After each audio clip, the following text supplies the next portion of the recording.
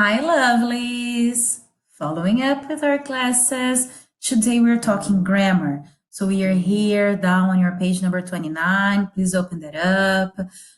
We are starting with grammar, talking about passive voice. We have studied passive voice last class when you were in second grade, so I don't think this is going to be something new for you. And it's similar to the idea of Portuguese language, very, very simple, yeah? We have to take a look at the box here and answer the question, which is, when do we use the passive in English? So let's go through it. Let's explore the box a little bit. So they say here that we use the passive when we are interested in the action rather than the agent. Or when the agent is a noun. There you go, answer already, right?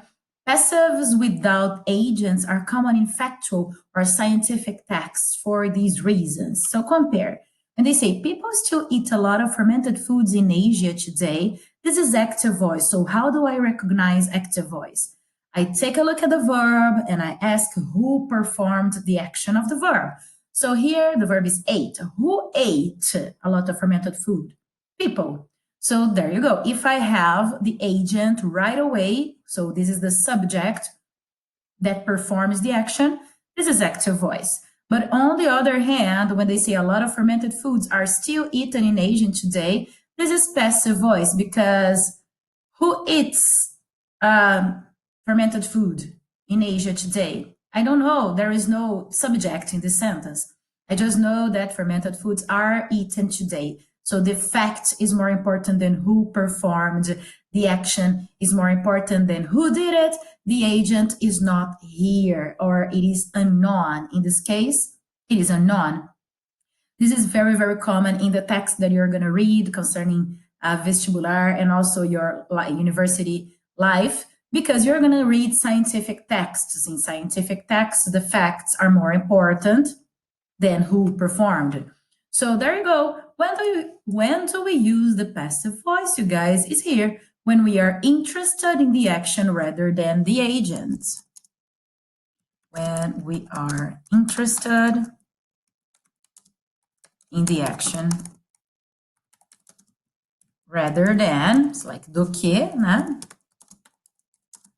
The agent. Or the agent is a noun. Excellent. So how do we form passive voice? It's a very simple formula that you have to follow up using in each verb tense that there are in English, there is in English. So you start, for example, take a look, subject, appropriate tense of verb form of the verb to be, plus past participle. Take care. I wouldn't say subject, yeah? Porque aqui é o sujeito da voz passiva. Que na voz ativa era o objeto. I would say objeto para não confundir a cabeça de vocês. Quando você tem que transformar uma frase da voz ativa para a voz passiva, o sujeito da voz passiva era o objeto da voz ativa. Então, aqui, ó. Como que você vai fazer? Sujeito da voz passiva ou objeto da voz ativa. Mais o verbo to be no tempo verbal apropriado. Você vai conjugar o verbo to be no tempo verbal apropriado, pedido, ou que estava na voz ativa. E aí o verbo principal da voz ativa vai para o particípio. Então, basicamente, são essas três estruturinhas.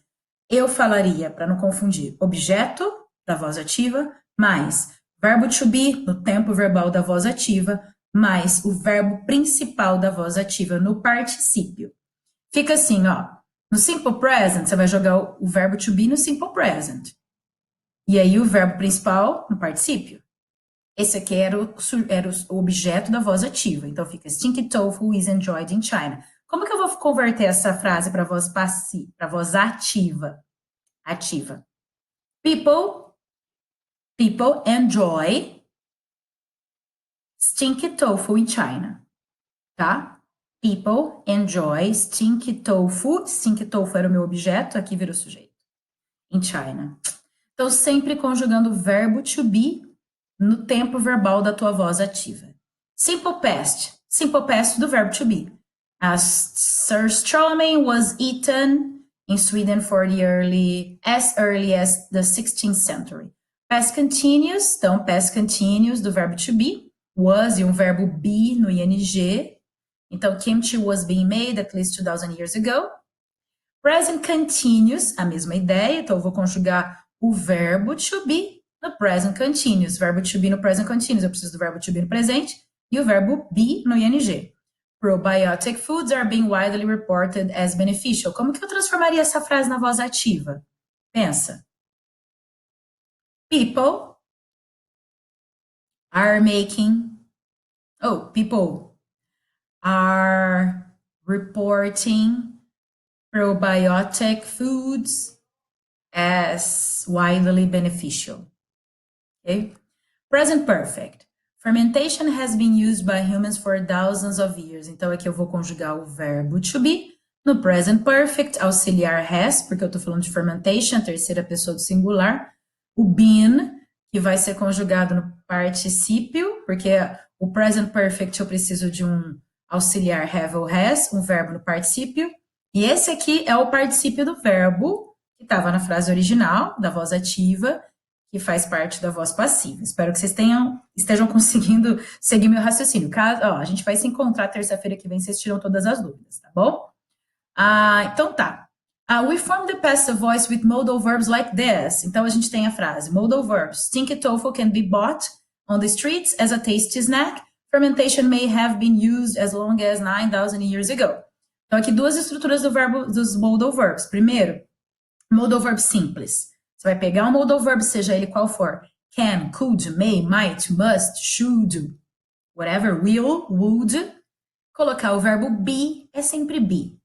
Maybe, might be, must be, could be, should be, etc. Will be. Lembra da música que eu coloquei para vocês no ano passado, do Maroon 5? She will be loved.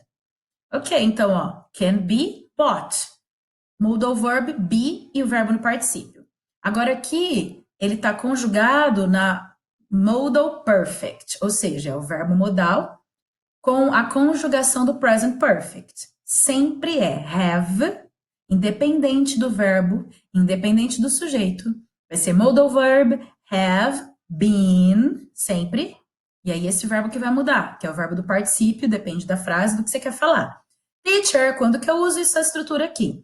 Quando eu estiver falando a ideia desse modal verb, só que sobre o passado, tá bom? Então, pode ter sido usado tão longínquo quanto 9.000 anos atrás. We can also use the passive with certain verbs. Example, believe, estimate, know, say, think. Nessa estrutura aqui, ó. It is believed, it is estimated, it is known, it is said, it is thought that. Tá? Então, é acreditado, é estimado, é sabido, é dito, é pensado, imaginado que. Então, essa é a estruturinha. It is, esses verbos, it is said, estimated, believed, that. Subject plus is, are, depende se é singular ou plural. Believed, estimated, known, said, thought, plus infinitive, present or past tense. Então, aqui, ó, eu posso usar o sujeito que era o objeto da voz ativa, né?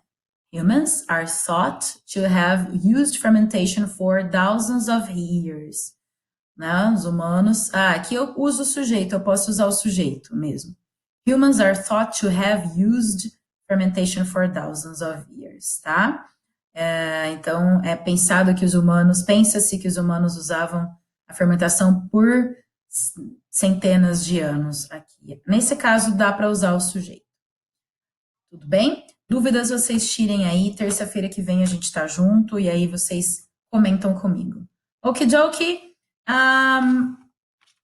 Já tem tarefa. Thank you. That's it, you guys. Bye!